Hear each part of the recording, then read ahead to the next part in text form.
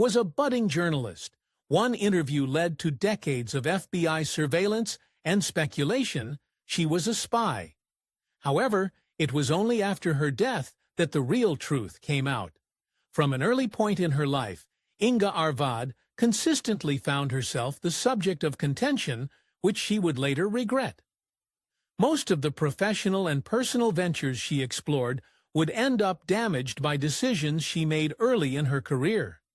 As a result, there was hardly a time when she wasn't being watched, even from the shadows. Few historical figures have been so publicly obscure, yet so controversial in her time, as Inga Arvad. Her tumultuous life began early.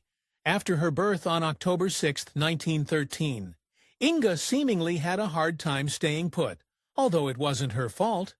From her birthplace in Copenhagen, Denmark, her mother took her to England for her education, after which she traveled to Paris and then to Brussels to train and piano, and eventually back to Paris. It wasn't long before she entered the spotlight.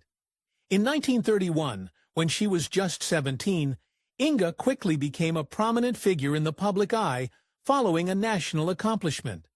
Entering a countrywide beauty contest, she was soon named Miss Denmark, and her name flooded the papers. Although she competed for the title of Miss Europe, she was unsuccessful. Still, following her win, Inga found no shortage of suitors. That same year, Inga's success in Denmark allowed her to become familiar with many members of society's upper echelon.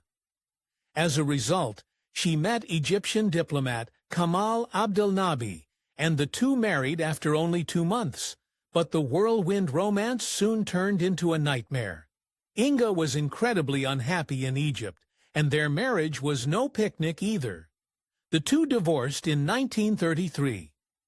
Free from a miserable marriage, she pursued her passion. With a proclivity for writing and current news, Inga began her career in journalism, working for several outlets on a freelance basis. She had more interest than journalism, though. Beyond beauty queen and journalist, Inga added actress to her resume in the mid-1930s. After meeting Hungarian director Paul Fihos, she starred in his 1934 film Flight from the Millions, and would appear in one other movie later in her life. However, among the famous people she encountered, she was about to have her most impactful meeting. In 1935, Inga's budding journalism career took a turn that would follow her for the rest of her life. In the years leading up to World War II, the newly appointed Führer was ever present in the public consciousness, but hadn't yet revealed the full extent of his barbarism. As such, Inga was desperate to get in a room with Adolf to prove her potential. It didn't take long for her to secure this interview, but it wasn't what many expected. Although an interview with Führer was exactly what Inga wanted, it wasn't for any hard-hitting governmental insights. According to her, since she had no understanding of international politics, she was far more interested in the mundane little things about him. She wrote about his interests, likes and dislikes, and habits outside his position. She also spoke plainly about her own opinion of him. Inga's interest in the Führer wasn't uncommon in the mid-1930s, as many found him a fascinating character, especially before the Holocaust. Her profile of Adolf was quite skewed positively, and she wasn't shy about promoting the more amiable qualities she believed she found in him. For instance, her article spoke of his charming nature and supposed kind heart. On the other side, the feeling was mutual, but perhaps more tense.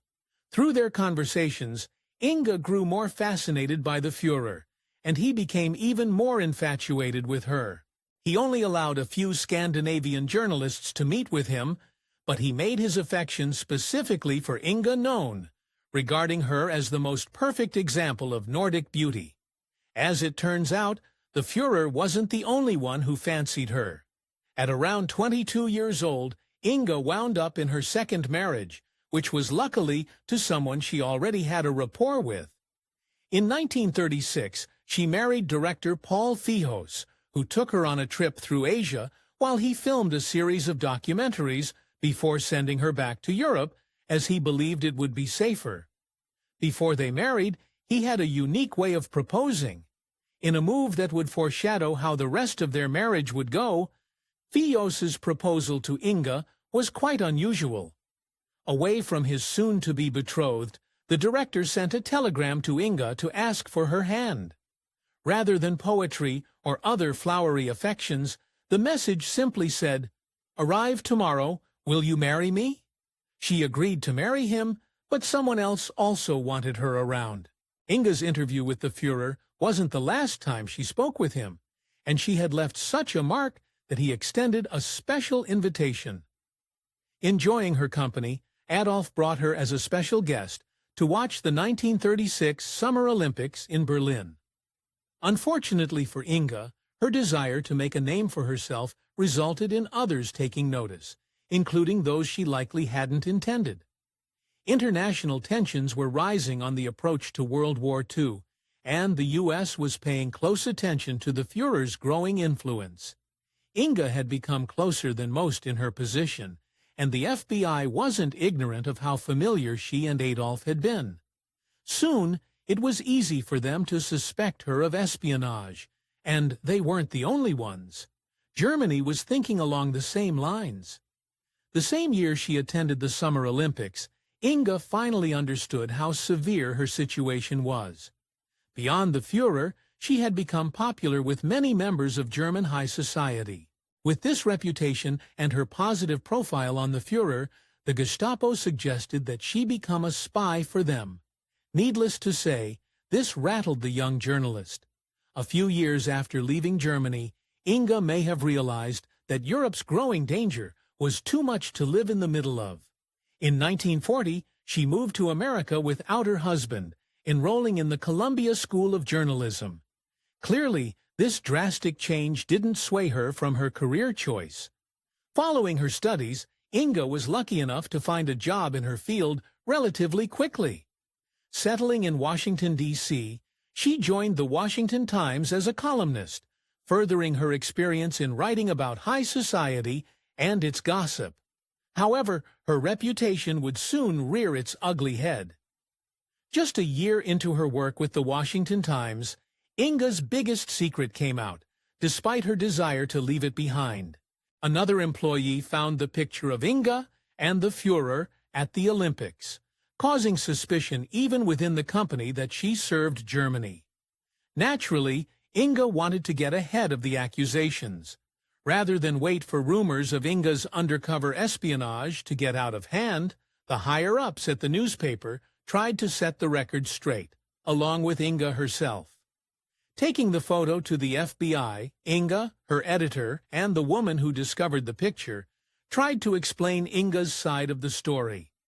In taking these steps, she only exacerbated the issue. In trying to put the rumors about her to rest, and especially throw the FBI's suspicion off, Inga seemingly did the opposite. Following her meeting with the Bureau, the government took an even greater interest in her day-to-day activities. Furthermore, they used more severe measures, such as bugging her apartment and intercepting her mail. While they began watching her more carefully, she made some powerful friendships. While in Washington, Inga roomed with Kathleen Kennedy, one of her co-workers at the Washington Times. Kathleen worked as a research assistant but was well known in American society as a socialite, and later on, notably, as John F. Kennedy's sister. Of course, this led to yet another impactful meeting. Throughout her life, Inga continued to find potential suitors, at times almost too quickly to keep up with. In the 1940s, Inga and her roommate grew closer as friends, and Kathleen eventually introduced Inga to her brother. After meeting JFK, the two instantly clicked, and he especially was taken with her. Spending more time together, they tried to keep their courtship from the public eye. JFK wasn't on the track to his presidency yet, being a young ensign in the American Navy, but his family still held prominence. Beyond this, Inga was married to Paul Fijos, giving both of them reason to keep any romantic entanglements on the down low. A third factor Inga was unaware of was that behind the scenes, the government hadn't forgotten her. Concerning Inga's seemingly mundane life as a new resident of America, many higher-ups in the government and law enforcement were sure it was a facade. Elevating past the attention of the FBI agents, even Director J. Edgar Hoover was certain she was a spy for Germany. In all fairness, she certainly didn't help her own case. Over the years, in response to the many suspicions others had against her, Inga denied any support for Germany and the few who were following the beginning of World War II. Despite this, some who knew her at Columbia would later recall several instances of her anti-Semitism. As the FBI looked closer, they quickly picked up on what was going on.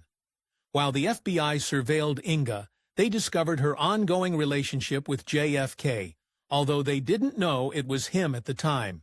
Judging from their activities, including him visiting her apartment constantly and being seen in public together, the FBI suspected she was having an affair.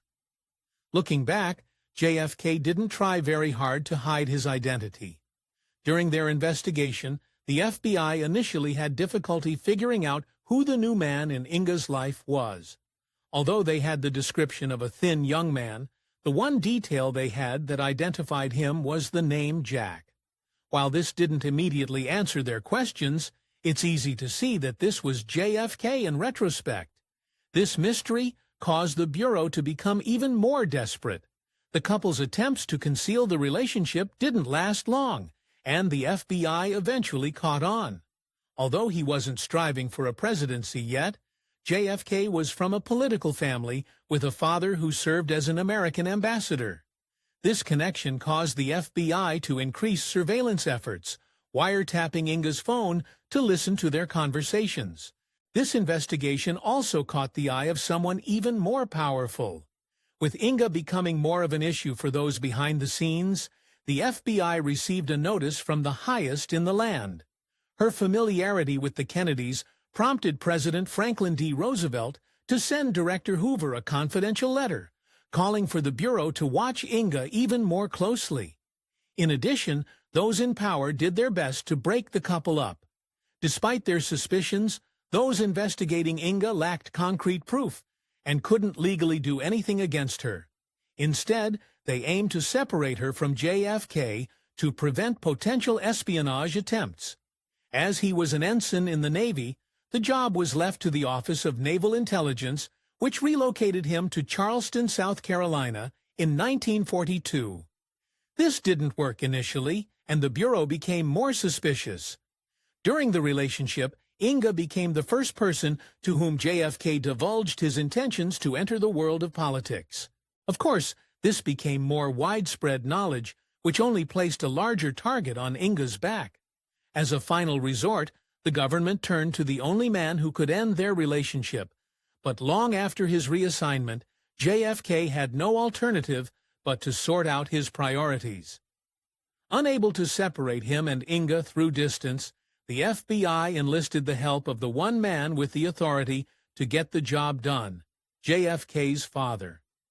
With the combination of a call from Director Hoover and concern for his son's future, Joseph P. Kennedy urged JFK to stop seeing Inga. This spelled the end for them. Although she was unaware of how far the FBI would go to keep an eye on her, Inga hadn't become ignorant of her controversial past.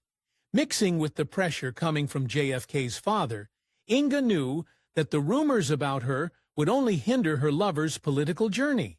So, with heavy hearts, the two of them parted ways. This was doubly unfortunate, since Inga was ready to settle down again. Unlike what many thought, evidence shows that Inga's relationship with JFK wasn't simply out of unfeeling ambition. In fact, she was ready to divorce the husband she'd been away from for so long and told Kennedy she wanted to marry him. Sadly for her, they weren't exactly on the same page. JFK was infatuated with Inga, but he just wasn't at a point where he was ready to start a family. He remained in this mindset through the rest of the relationship, even with Inga trying to convince him otherwise, which only served to irritate her. Later, Inga would speak about this relationship, trying to hide her feelings.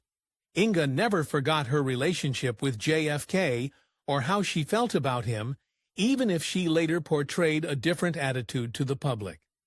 When recounting this time in her later years, she would refer to their courtship as a passing affair. Following her separation from JFK, more heartbreak was sure to follow. While her time with JFK was ending in 1942, Inga still had her marriage to Paul Fejos, at least for a little bit. As it happened, that same year, the two divorced, and Inga rejoined the life of a bachelorette. There seemed to be no lost love since, besides her extramarital affair, Fejos was barely present. Around this time, despite the suspicions against her, she was able to settle permanently. For someone who spent much of her life traveling from country to country, Inga finally was able to put some roots down only a few years later after her divorce. In 1945, she made the leap and became an American naturalized citizen. The FBI likely wasn't too happy about this, but they still lacked any true evidence of espionage on her part. With her new citizenship, Inga was still adamant about fully settling down. Later that year, Inga began a relationship with another politician whom she met in L.A. Robert Boothby was a British Parliament member who Inga hit it off with and eventually became engaged to. Like her previous suitors, he was immediately in love, but was possibly the most passionate of them all. Many men who pined after Inga spoke fondly of her charm and beauty, but none were as intense as Robert Boothby. A departure from the last proposal she received, Boothby asked Inga to marry him once he returned to England, but did so through a 20-page letter in which he begged for her hand in marriage. Boothby's efforts to court his love may have seemed like a bit much, but it certainly worked for Inga, who happily agreed to marry him. Unfortunately, since Boothby was a politician, the feelings that inhibited Inga's relationship with JFK resurfaced. Knowing that her reputation would make Boothby's career more difficult, she called off the engagement. Tired of how the others spoke about her, she constantly tried to set things straight. Now, in the middle of World War II, Inga had long abandoned any positive view of the few she had when they met, a change that she wasn't shy about explaining. Categorically denouncing his policies, she wanted people to know that she only interviewed him twice and had no attachment to him. However, many media outlets refused to let this connection go. Only a couple years later, she met the final love of her life. In the following years, Inga met and grew closer to American Western actor Tim McCoy while he was filming on an indigenous reservation. Once again, diving headfirst into a commitment, Inga married McCoy in 1947 in a small secret ceremony, likely to avoid the attention she had been the center of for much of her life. Still, years of experience had turned her into a pessimist. Inga's romantic history hadn't been successful or happy in many cases, and she understandably expected the worst. Tim McCoy wanted to give her all the luxuries he could offer, including a diamond wedding ring from Cartier. Inga wasn't on board with this, as she envisioned that the relationship wouldn't last long, so she requested a $14 Sears ring. However, against her predictions, the two began a life together. McCoy had entered this new union with 3 previous children from his first marriage, but the same year he married Inga, she gave birth to her first son. McCoy had entered this new union with 3 previous children from his first marriage, but the same year he married Inga, she gave birth to their first son, Ronald. Living on their estate in Pennsylvania, she and McCoy welcomed their second son, Terrence, soon after. Even then, there was a degree of mystery to her family. When her eldest son, Ronald, was in college, Inga revealed the mystery surrounding his birth. According to her, she was pregnant when she married Tim McCoy, and she implied that he was not the only man in her life at the time. As a result, the identity of Ronald's father was unclear, and Inga believed it could have been either McCoy or JFK. This was only bolstered by the fact that Kennedy remained present in her mind. As Inga later told her son, she and JFK allegedly maintained sparse contact over the years and occasionally reunited, Whether or not this is true, other accounts confirm he never forgot her. In later years, a mutual friend stated that every time he spoke to JFK, the president would ask about Inga with a forlorn endearment. Naturally, Inga was greatly affected by JFK's demise.